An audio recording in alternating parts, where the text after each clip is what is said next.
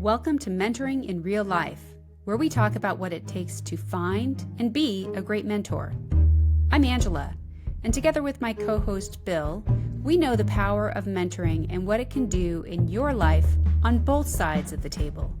If you're interested in learning tips, tricks, and hearing stories about mentoring, you're in the right place. Come join us. Hey Bill, how you doing? Never been this happy, Angela. How about you? I am tippy tappy. Hey, so Bill, today we're going over a topic that is so important. There aren't enough foot stomps in the world to demonstrate how fundamental this is for a whole person. We're addressing how to stay aligned to your values personally and professionally by first looking at indicators you'd have when you're not aligned to your values. Then how to determine what your values are if you don't already know them. And finally, tips to stay aligned, both personally and professionally. And we have to thank one of my friends, Adam Edwards, and a listener for giving us this topic. Okay. Yeah, I'll say thank you to Adam as well, because this certainly was a life-changing moment in my personal life where I was doing things that were not aligned with my values, even though I wasn't consciously doing it that way. You know, I was feeling trapped by the decisions, like I was unable to change my mind. And, you know, when you finally break free and say you're not trapped into those things and you're free to make choices, it just makes it much easier to take a different path and to be completely aligned with the things that are important to you. And, you know, we've had this conversation a little bit in the past, talking about the importance of choice. And so the answer is you're never actually stuck anywhere, and so unless somebody has your feet actually physically nailed to the floor. And so, you know, things like golden handcuffs are still a choice. It's being honest with yourself about what your choices are. And if you choose to stay in a job, then it's also your choice about what attitude you maintain during the time in the job, you know, for the sake of yourself and for your home life. So when I was really struggling with a lot of this, once I recognized it was my choice, it actually really made it easy to stay. I wasn't staying because I was trapped. I was staying there because I wanted to be there, you know, and that's true it's true at work and it's true at home. And so it's important to keep those things in mind because that's the way you stay aligned with values. If you're doing what's important to you, you acknowledge that you're doing it because it's important to you. And if you find yourself doing things that don't feel right, it's likely because you're not aligned to the things that are important to you. And using excuses like I'm trapped here, it just doesn't work once you're honest with yourself. Yeah. And so we talked that we'd say first, what are some of the indicators that you'd have if you're not making choices aligned to your core values? But what do you think some of those are? Yeah, so when you're out of alignment with core values, you know, the signals really are sort of persistent.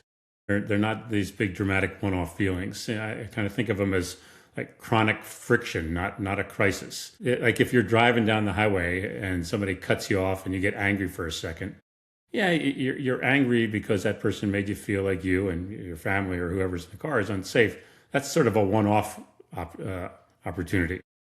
But there are some reliable indicators that certainly could be emotional, behavioral, or maybe even that you don't have any energy, and we ought to talk about those.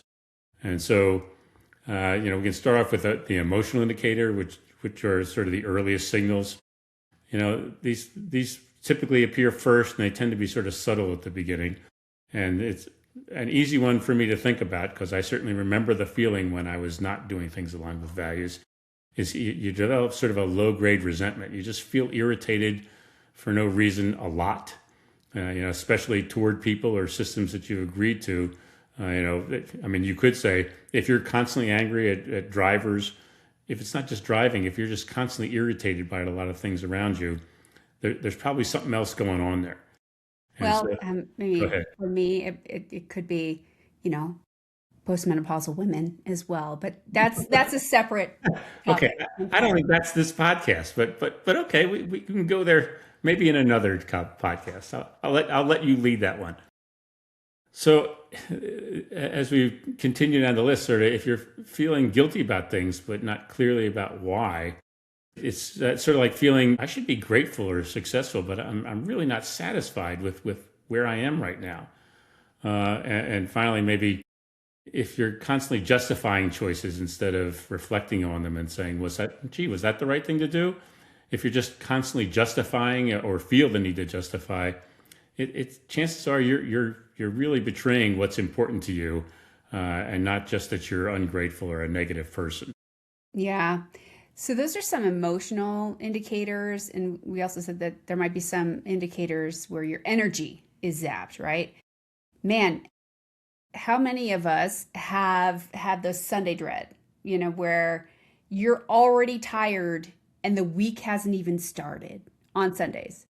That is an indication that maybe your role that you have at work isn't aligned necessarily to your core values, and it might be something worth taking a look at. Also, what if you procrastinate on the quote unquote important tasks, those things that your leadership asks you to do, but that maybe aren't aligned with your values? An example that I can think of is maybe your team took a risk that you and your leadership were aligned with, and that risk went sideways, and you're being asked to discipline your team. Well, that's not aligned with your values, so you would procrastinate on that task that your leadership is asking you to do. Maybe you're feeling exhausted by things that you theoretically want. Maybe it's a standardized career path that you know that in order to get to the role that you would like, you're supposed to go from one step to another. But it puts you in a job that you don't actually want. That could be another indicator. For sure. This actually happened very definitely early in my life. When I was in the Navy, as most of the folks who have had any experience around the military, they know that there are, in fact, standardized career paths depending on whatever your specialty is in the military. And so I was in the Navy on surface ships, and I was at shore duty, really enjoying it and really enjoying the work that I was doing. But my next job was going to go back to sea as an executive officer of another old ship, because I had been a steam engineer before, and they needed more old steam engineers to go keep these things running. And I knew I was going to hate that job. I absolutely knew it. But I kept sort of on the path. Okay, well, I'm going to go be the XO someday. And it was totally draining the energy out of my life and causing me incredible stress at work and frankly at home. And when I finally made the decision that said, I'm just not going to do that, because I truly don't want that job anymore. I thought I did, don't want it. The amount of relief that I had from choosing to say, okay, I'm just done with this. That was no regrets about where I've come, but I'm not going to continue down that path. And it wasn't because the values we're talking about here, specifically for me, is okay, if family is a value and I'm going to go back to sea for 3, 4, 5 years, okay, I'm not going to be with my family. And so how do I resolve that kind of conflict if I don't make a big kind of change there? It was a life-changing moment to sort of recognize it's time to make a change so that I am operating in alignment with my values. Yeah.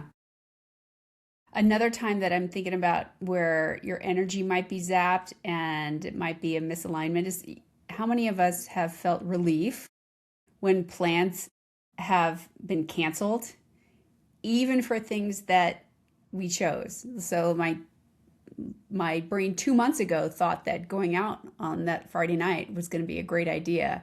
And come that Friday night, when those plans get canceled and I feel relief, then maybe something's going on in my life where I'm not aligned to my values. Yeah, for sure. And so those are sort of the energy things. How about behaviors? Well, if you're feeling out of alignment, the actions that you're doing may start to compensate for some of that internal conflict. You might be sort of overworking or over optimizing just to prove to yourself that choice was right. And so not just at work, but at home. If you're in a relationship that continues to have red flags, but it's not right, deep down, maybe you keep justifying what's going on, even though you know you're on a bad path. Deep down in your gut, you know it. And certainly, we haven't talked about this much, but we're going to talk about how to analyze all this stuff. But at least sort of a foundational thought here is, if your gut says, if you've been around for more than a couple of years and your gut says, there's something wrong going on here, you probably ought to listen, and you ought to be rethinking your decisions. Because chances are, if it feels wrong, it probably is wrong. Going down the list, if you're trying to escape from the present by engaging in some habits to sort of numb you to what's going on around, like doom scrolling or binge watching, when it's not strictly for your entertainment, but it's just to get your mind off of life circumstances, that's probably a big indicator you're avoiding something, or you're avoiding making tough decisions. Again, one of the things I experienced in those times that I talked about earlier in life was going to some self-improvement discussions that talked about stop avoiding those decisions that are forcing you to be honest with yourself. When I went to this conference, the first question one of the people asked me was like, well, how do you set your priorities? And I sort of struggled with that question. And she said, well, we're going to help you set your priorities. I said, well, how are you going to do that? And she just turned to me and goes, well, we're going to get you to quit BSing yourself, Bill, which sort of stopped me very, very short and made it very, very clear maybe there was something here that I ought to be looking at pretty hard. And so it's the same thing back to the conversation we had a few minutes ago. It really, really applies when you think you're trapped in some circumstance, short of somebody actually tying you down and making you stay someplace. You're never trapped. And so it's not like a discipline problem that you can't be tough enough. It's that you're not aligned with what you think you ought to be doing, what's important to you, what your values are. Mm-hmm.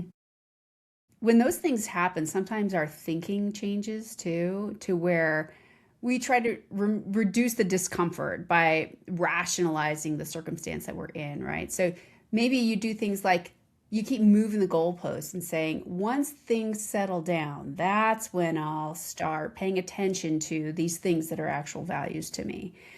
Or you feel split, who you are at work and who you are at home.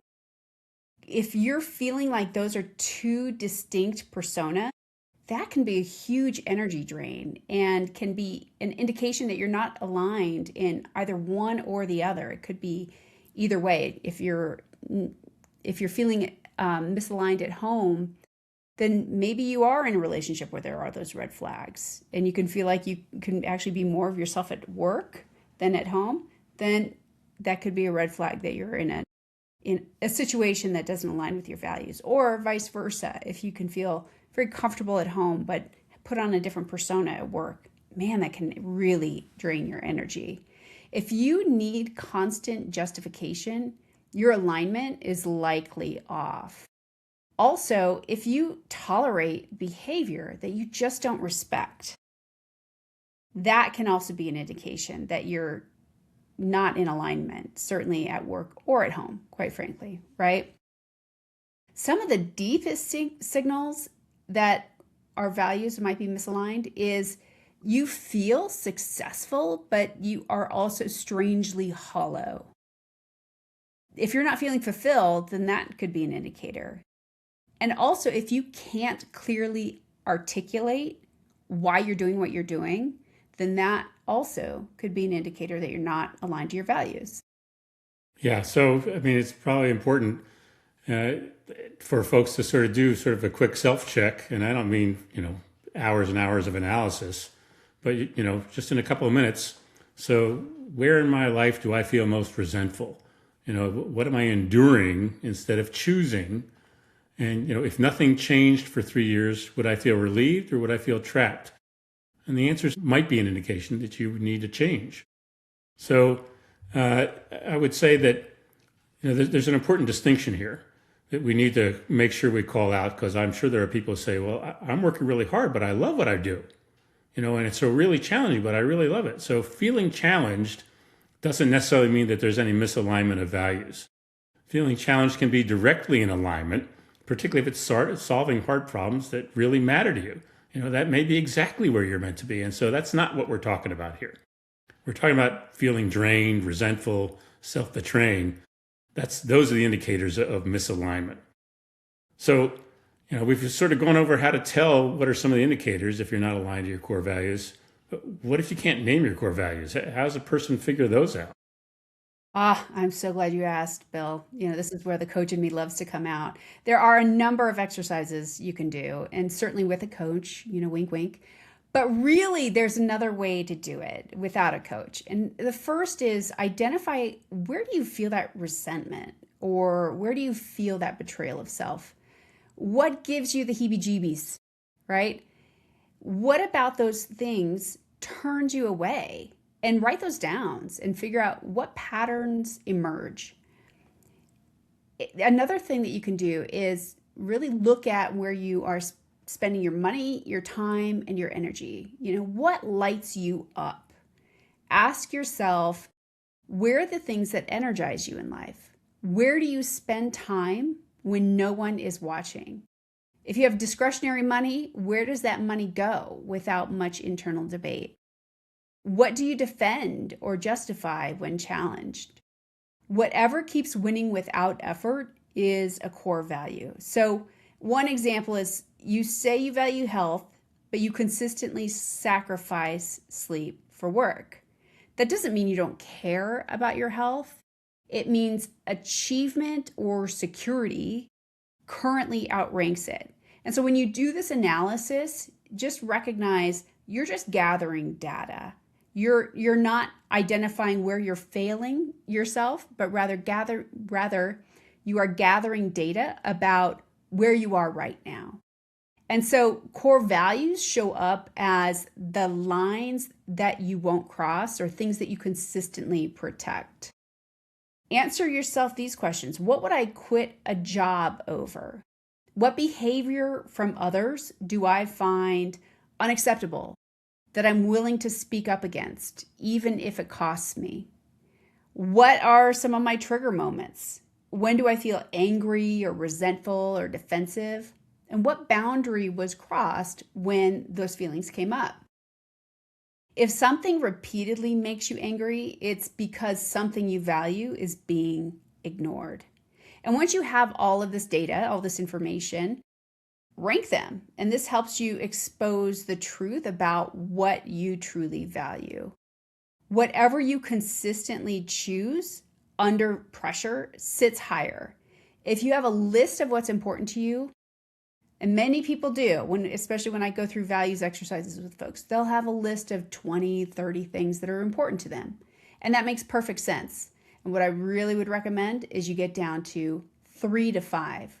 I'd argue 3 max, and I know that makes people feel uncomfortable, but really more than that can be just too overwhelming. And often you'll find that some of the values that sit below that 3 line actually align to those top 3.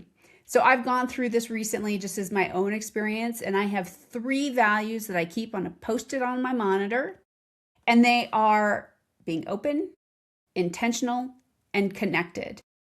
And these have become somewhat of a mantra for me. So when faced with a decision, I ask myself how aligned the decision is to being open, to being intentional, and to being connected.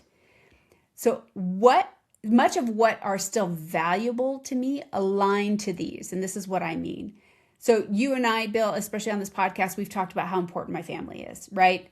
And clearly that is still a value of mine. When I am making decisions about my family, I can align those to being connected. Do I feel connected to my family? I can align those to the value of intentional. Am I making decisions intentionally about my time that make sure that I'm spending the time that I'd like to spend with my family? Being open to possibilities in the face of this new chapter I'm in right now means I'm coming at an opportunity with curiosity. And I don't recall if we've talked about this on the podcast yet, but certainly when we're off camera, you and I have talked about, I also like to feel financially free, such that I can make decisions that align to what I would like to do in life, right? And that's something that When I spend my time when nobody's watching, it's often looking at videos that support, am I making the right decisions to be financially free? Am I making the right decisions aligned to my health and those kind of things? And so that aligns directly to me being intentional with my decisions about how I spend and how I save my money. Being intentional informs my health and wellness goals, my financial goals, and how I spend my time. And so those three words, open, intentional, and connected, those three words are the values that I have on my monitor. But you can see how it does not dismiss the other values that I have in life, and they can actually help feed into some of the decisions I make aligned to those values. The bottom line is to find the words that resonate with you, listener, deep down in your gut. If someone violates them, they're lines you won't accept crossing. And your words might be different than mine, but they could lead to similar choices than what I've laid out. I really love sort of the way you put that. It's being able to see clearly what your values are, and then it sort of helps you to stop fighting, or in my case, BSing yourself. It helps you make cleaner decisions, and you're consciously choosing whether to honor or even renegotiate what those values might be. And so, with all of that as the backdrop, so then to answer Adam's question from the beginning, how do I make sure I can live by my core values in both personal and professional life? It's first most important, I would say, to get very specific about core values. And so when we were talking about yours and you named three words, I actually started to ask some hard questions. And so I think it's important. It's not just the words, but it's the behaviors that go with those words, right? You, in just the past few minutes, gave examples of the behaviors that are important to you, not just the three words. And so if you're choosing your 3 to 5 core values, at sort of maximum, and then could honestly finish the sentence, I'm living this value when I consistently do X. And so if you say integrity is one of your values, then say, I speak up when something's wrong or feels wrong, even if it's uncomfortable. And so that means at work and at home. If you're going to demonstrate integrity, it means being able to stand up next to values, even when it's a really uncomfortable situation, even when you may have to pay for it a little bit. And so if growth is one of your values, I am constantly looking for feedback, and I invest a lot of time in learning. Yeah. The next thing you can do is translate those values into non-negotiables. So values fail when they compete with convenience or pressure. So for each value, if you can define one behavior you will always do and one line you will never cross, then that helps you get a sense of what are your non-negotiables. Bill, I think your dad is the one who constantly said this quote, but where principle is involved, be deaf to expedience. And that's by Commodore Matthew Maury, who we learned is a former Navy Commodore many, many moons ago. And your dad, when he was at the Naval Academy, learned that quote, where principle is involved, be deaf to expedience. That actually sort of fits very well with the integrity example I gave a second ago. Just because it would be convenient not to do it right now, if it's a principle of yours, if it's aligned with your core value, then convenience and safety is not the answer if you're going to live aligned to those values. That's right. One example is, if your value is family, you will always leave work by 6:30, at least 3 nights a week so that you can be home and have dinner with your kids or whatever it is that you do in the evening with your family. And you will never check email during family dinners. If your value is integrity, then you will always document decisions that have been made transparently, and you will never take credit for other people's work. When you do this exercise, this turns values into guardrails. Yeah, and so expanding that, you want to sort of design the environment around you to support your values. I think it's probably helpful not to rely simply on self-control, but sort of change the system around you. Put the values into your calendar. You block out the time for deep work, for mentoring, for health. As again, reminding folks what we've been told by the Manager Tools boss, show me your calendar, I'll show you your priorities. So that aligns here very, very well. And you use your values as decision criteria. Which option best supports the values that I want to live? And choose roles and teams and managers that resonate with your values. All right. You don't want to be hanging around people that just don't align with how you want to live your life at all. And so I think making sure you're choosing the folks around you. And again, so this is, if you're the boss, you're choosing teams to work with you in a certain way.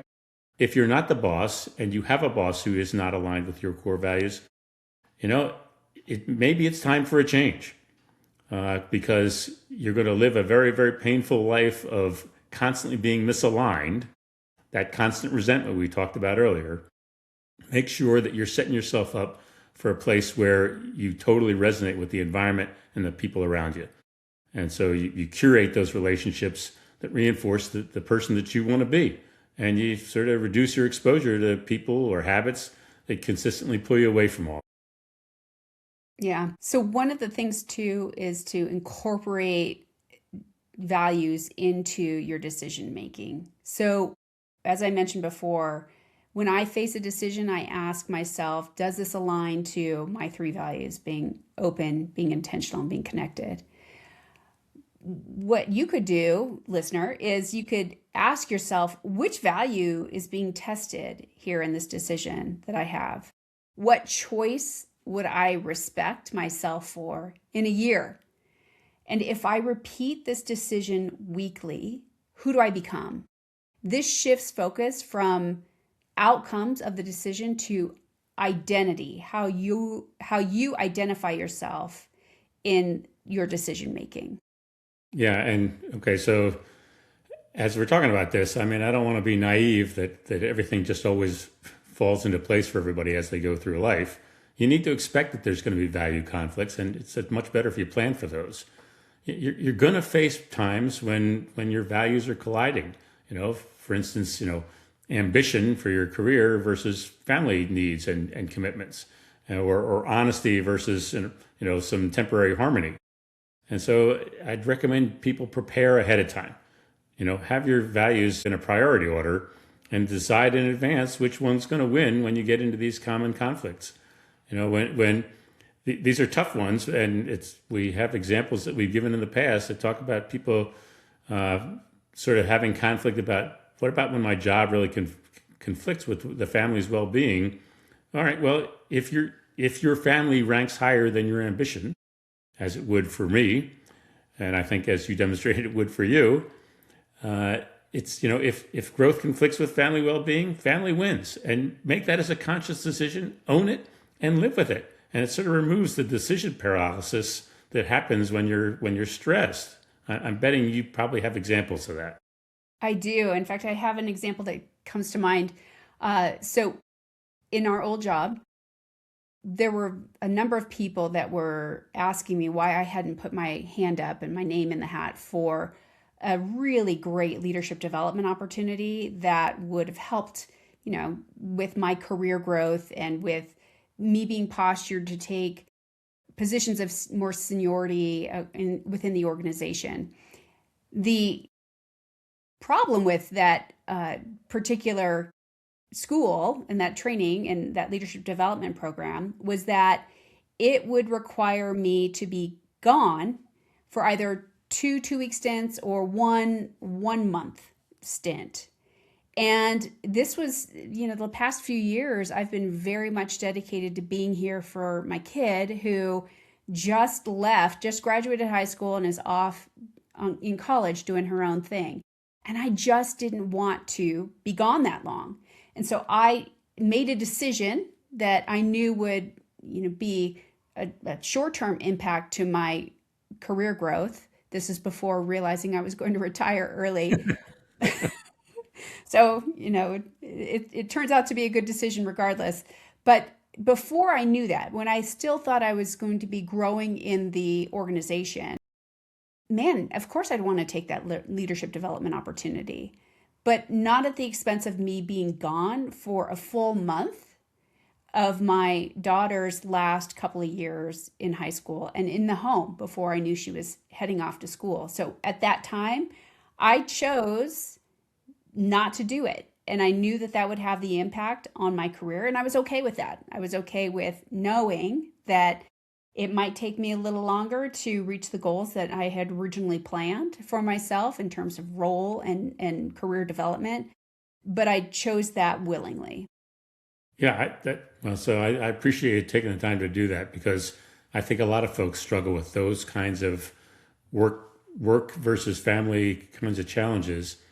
And often in mentoring folks, I've had lots of conversations about somebody saying, well, this is going to kill my career because I choose family for this period of time. You chose to be with your teenage daughter instead of taking a month to go do stuff for your career at that time. And so I think it's important to recognize it didn't kill your career. It may have delayed some promotion opportunity that you had. That's possible. I don't disagree with that. But it was a choice that was aligned with what was important to you, what your values were. And it didn't kill your career. It didn't even put it on hold. It just said, okay, I'm going to stay in this current position for a little bit longer, but I'm going to be much better with the decisions that I'm making because my family is still being taken care of. And so I've had this conversation in mentoring conversations many, many times over.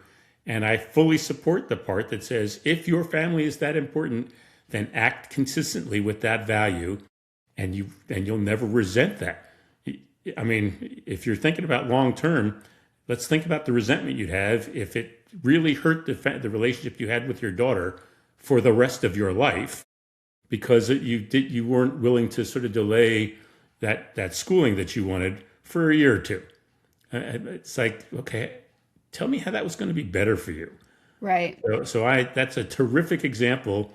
And I just want to make sure we talked about it a little bit more, because that's not a unique example for you. Okay. That's a common thread in many of the mentoring discussions I've had with a very large number of mentees.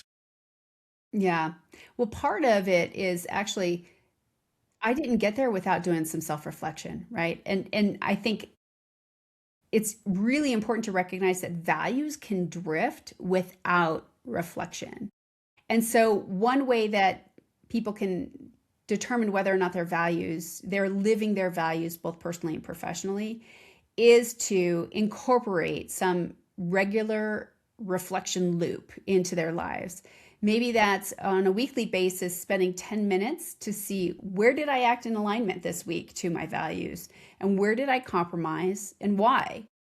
What's one thing I need to adjust for next week? And then actually take action on that.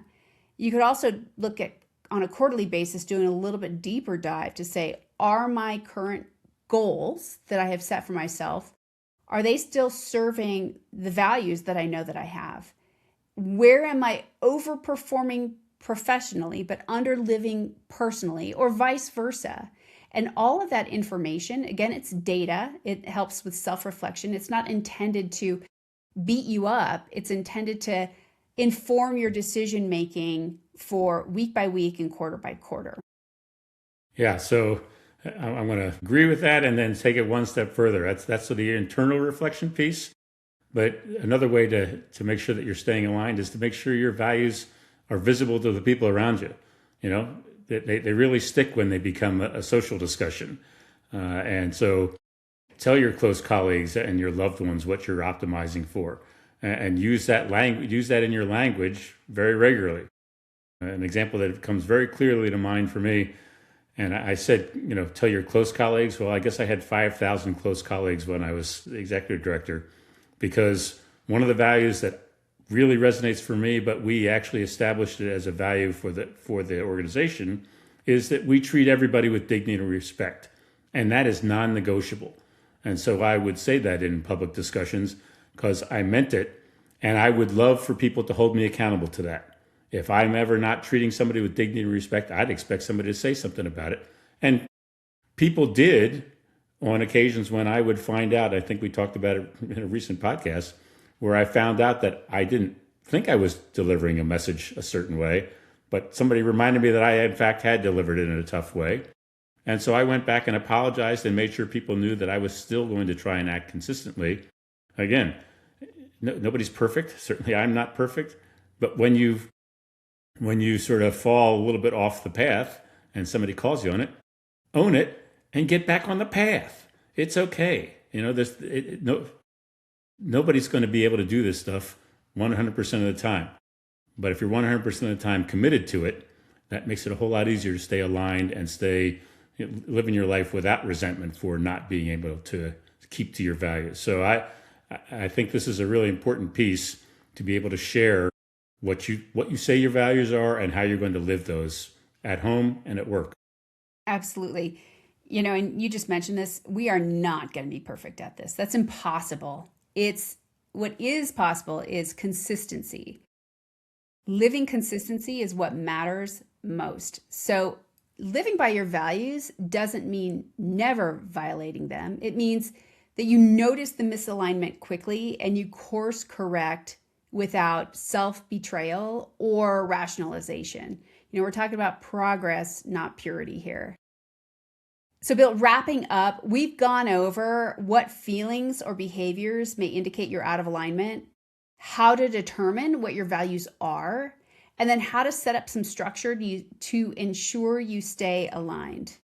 Again, we thank our listener, Adam, for feedback on this important topic, which is foundational to leadership of ourselves, let alone how we lead others. How you demonstrate your own alignment to your values is seen by your team and by your employees. You are the example, and the more you reflect and discuss them, the more your employees will understand their importance. Anything else to add, Bill? Yeah, I guess I would sum it up by saying that living in alignment with your values in both your personal and your professional lives is going to be foundational to your success and fulfillment throughout life. We'd certainly recommend strongly that if you're feeling like your values are being compromised, that you take the time to work through the steps we outlined here. Get yourself on a better, more sustainable path. Few things in life can drain your energy faster than crossing your value red lines, while operating consistently with a clear set of values for your life is going to give you the opportunity to experience long-term fulfillment and enduring joy. Well said. And with that, thank you for listening to this episode of Mentoring in Real Life. If you have thoughts or suggestions or questions, like Adam did, feel free to leave us a comment or send us an email, which we've included in the show notes. If you liked what you heard, please subscribe, rate the podcast, and share with a friend. Until next time, help others climb.